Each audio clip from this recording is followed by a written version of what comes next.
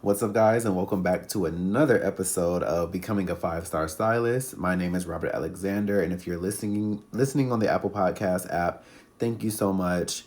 Please do me a favor, and if you like this video, just give it a thumbs up, rate it 5 stars, any way that you can positively affirm me as a podcaster and hairstylist is always appreciated. And if you're watching on YouTube, what's up? Welcome back. I really loved last week's episode, and so I want to do a similar concept, but with just 5 topics and doing a little bit deeper of a dive in these 5 different subjects. So we're just going to go straight into it. Number one is dealing with difficult clients gracefully. And so the best way for me to the best way for me to talk about this topic is to give you an example of things that I've experienced.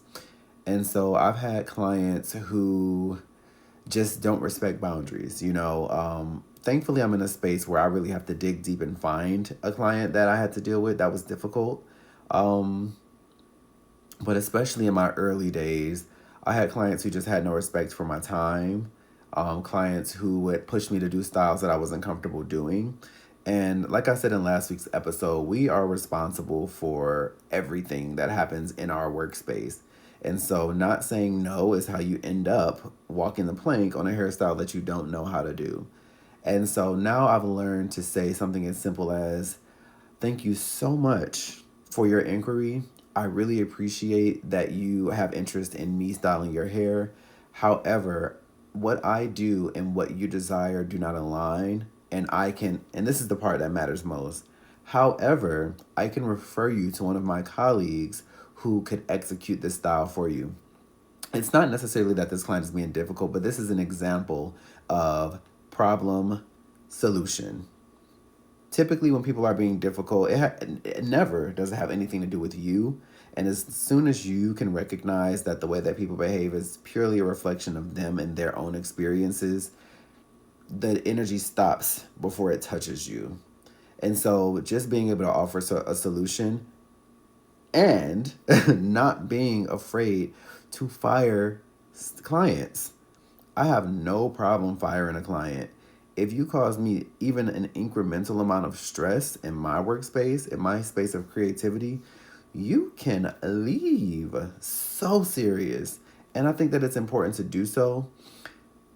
And to take that a step further, I think that it's very important to be in an abundance mindset, because if you feel like, oh, I can't get rid of this client because the money,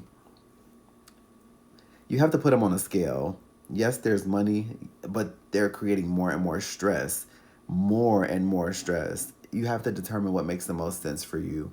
And so I know that a lot of these things are easier said than done, but I just want to plant a seed. That's my motive today. It's just to plant a seed and show new, upcoming, and existing stylists what's possible. Number two, the role of rest in building a thriving career. So last week I showed you guys a painting that I did. Um, yes, and I love that painting, by the way. But where I would typically come home and sit at my desk for hours working on my computer, building my machine, I decided to not. I decided to paint instead. And that was very therapeutic for me. It was still nurturing to me. It was quality time with myself. And I felt good for it. The work will always be there. We're never done until we die. And that being said, it's important to just take a break sometimes. I noticed that my anxiety levels have started to rise a bit, and that tells me, okay, we need to hit reverse and relax a little bit. It's okay to take a break. And in fact, it's best to take a break so that we can continue in a space of gratitude, in a space of abundance, in a space of creativity instead of stress and anxiety and pressure. Not healthy. Um, that being said, my sister actually taught me about what's called bed hygiene or sleep hygiene. And so I'm guilty of it, sitting in my bed while I'm not sleeping. And when she taught me about what it means to go to sleep at the same time, wake up at the same time, let your bed be for rest and not for eating snacks and watching TV, Your body rests because it associates the bed with rest. But if your bed serves the purpose of a table in an office and a whatever, when it has too many points of purpose, and that's the term I just made up, your body doesn't know what to do when you get in the bed. And then you got your phones out, you got all this blue light shining in your face. Your body doesn't know what to do there. And that's why oftentimes we have a hard time sleeping. So those two things just speak to the role of rest in building a thriving career. How you treat your body is at a foundation important for how you perform in the world. Not just work, but in this entire life experience. Number 3, affirmations for a confident stylist. So this kind of speaks to a topic last week about gratitude. I love affirming words. I'm learning that words of affirmation might be my number one love language. Maybe. That's another episode. But if you can affirm yourself, and if you can surround yourself with people who can also affirm you, it is so healthy. It is so nurturing and feeding to the soul. And this is why I speak in my 5-star stylist program to being online and utilizing a platform like GlossGenius. And I'll put a link for you to join GlossGenius below if you're interested. But on GlossGenius, it automatically, at the end of a service, prompts your clients to give you a review. Some do, some don't, but it's there. And it's one less thing that you have to think about. And the reason that the 5-star stylist program is even in existence is because all I get is 5-star reviews. It's not my intention. It's not something I think about when I wake up in the morning. Like, what can I do to make sure I get that 5-star review? I have no rigid attachment to it whatsoever. But this machine that I'm building prompts clients to speak to their experience. And I kid you not, in the past 1, 2, 3, it's almost 3 years that I've been in my studio, and I spent 3 years in a salon.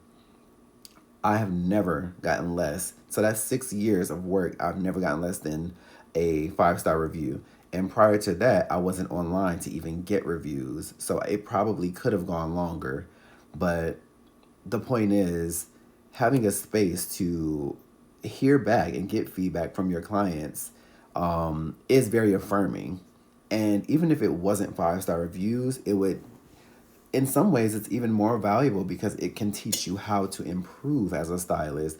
So it's not even to aspire to have 5-star reviews as much as just hearing the words that affirm you from your clients in a non-confrontational way. So just something to think about. Number 4 is money mindset. So overcoming limiting beliefs about pricing and value.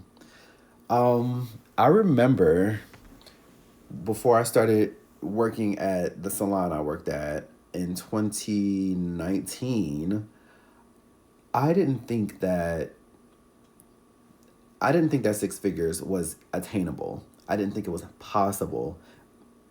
I mean, I guess I knew it was possible, but I didn't know how it was possible for me. And being in an environment of ambitious, successful hairstylists and also ambitious and successful women showed me on a daily basis, affirmed on a daily basis, that not only is it attainable and achievable, it is easy. It's easy to do. It's just important to have a formula to do that. And so something that I speak to in the 5-star stylist program is coming up with your number, whatever that number is. Let's just say that it's $100,000. Right at the top, right at the entry level of 6 figures. That's what we want to make at the end of the year. How many months do we have in a year? We have 12. So we divide that by 12. That's how much we need to make in 1 month. How many weeks do we have in a month? 4 typically. So we divide that by 4. That's what we need to hit every single week. And then how many days do we work a week? For me, it's 4. So we divide that number by 4. And that's what we need to hit in a day. Let's go further. How many hours do we work in a day? For me, it's about 6. So we divide that number into 6, and we decide that's what we need to make in an hour. From there, you get to review what services do I need to focus on that would get me at about X the number an hour. And as long as I can stay consistent with that and work towards that, I can hit that $100,000 easily. Of course, you have all types of overhead costs, taxes, etc. But that is a very simplified way of realizing that whatever that number is, you can do it. You can do it because there are people out here doing it.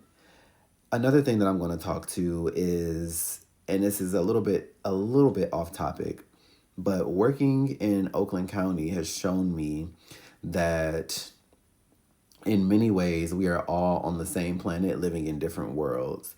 So while some people are speaking to, oh, it's a recession and there are no good jobs out here, there are other people who are building brand new homes, not to live in them, to sell them. When I drive down Maple, or when I drive down Corton, or when I drive down Long Lake, or and I drive down Cranbrook, or any of those roads, the Zillow app lets me know. It just automatically pops up. There's a new house for sale. Oh wow, I've been watching them build that house. It's done already. How much is it going for? Oh, 2,500,000. Immediately for sale. So people are building houses just to sell. And the reason that I say this is initially the prices that I set were based on my income, what I thought I was worth. And over the years, I learned that my corporate baddies are successful women.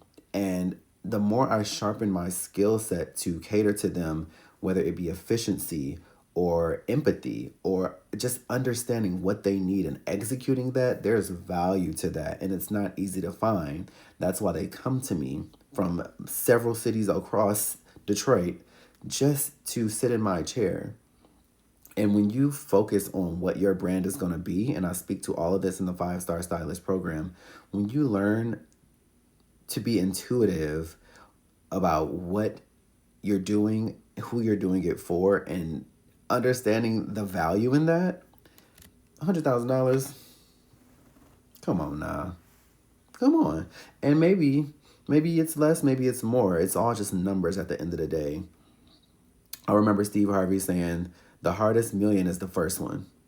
After that, a million is no different than 10. 10 is no different than 100. It's all just math at the end of the day. So that mindset alone, some of you may think I'm delusional for it, and maybe you're right, but watch me work. Just watch me work, because that's what I truly believe. So that being said, let's move to number 5, social media without stress. This immediately takes me back to the saying, comparison is the thief of joy. And I remember when I had to unfollow Tokyo Styles, I had to unfollow Alonzo Arnold, I had to unfollow Anthony Cutts, a bunch of stylists who were doing well, because I was so frustrated with my lack of success. I couldn't hit my mark for whatever reason. This was many years ago. And I remember, and I actually think I talked about this in 2 episodes ago. I remember driving and just feeling so depleted and so upset. And I'm like, this is all I have. I don't have a degree. I don't have another skill set. And this sucks.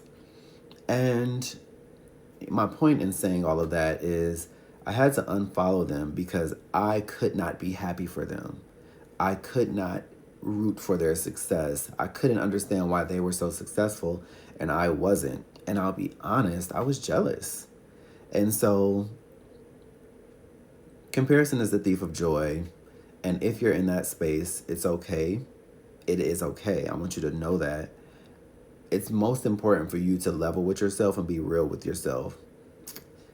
Jealousy is not something that we want to hold in our bodies, but if we can't even admit that we're feeling it, there's no way that we can eliminate it. And so you take the power out of things when you can look it in its eye. And me admitting those things was the beginning of my life changing. I think that when that happened, it was 2017. And at the top of 2018, I said to myself, I don't know where I'm going. Wow, I'm just recalling this right now.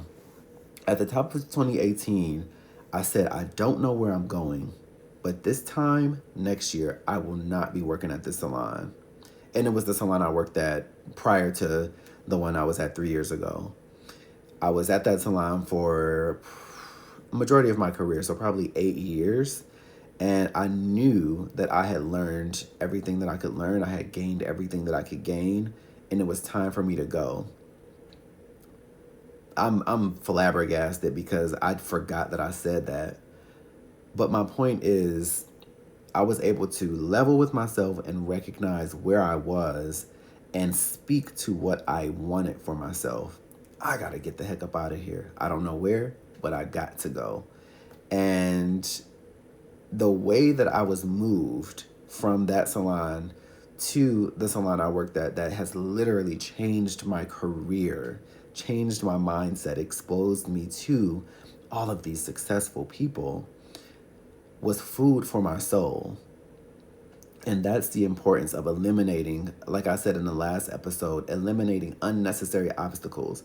So me carrying jealousy, me carrying resentment, me holding the thought that I'm not good enough, or that so-and-so is so much better than me and they're successful because they've got it easy and I didn't have it as easy.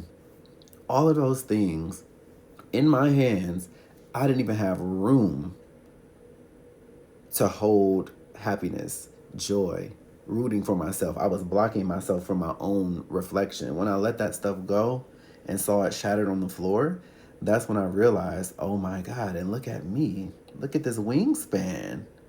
I'm capable of achieving so much more than I ever have. My daddy is a preacher, y'all, so sometimes I get to going. But that is the importance of social media without stress. Not following people who you cannot look at. Not looking at things that don't bring you joy. Social media is a game, but it's not the game. I am 15 years into my career, and I am just hitting 5,000 followers on Instagram. Just now. I don't post. I haven't posted on Instagram in months, actually. And when I do, it's because I am adding to my portfolio. If you want to see what I'm working with, check out my social media. But in no way am I marketing to get new clients. I'm not doing that anymore. And the reason I say that is because the rat race of social media is so stressful. Having to post, follow the algorithms, hashtags, no hashtags, trending sounds. And we were all singing the same song as hairstylists. We were saying, I gotta be the CFO, the COO, the CMO, the CEO. It's a lot. Some could argue it's too much. So if you can figure out a way to make it pop without making a blood vessel pop in your mind, you're winning. And again, shameless plug, these are things that I speak to in the 5-Star Stylist program as well. Social media is a game, but it's not the game. Client retention is the game. Customer service is the game.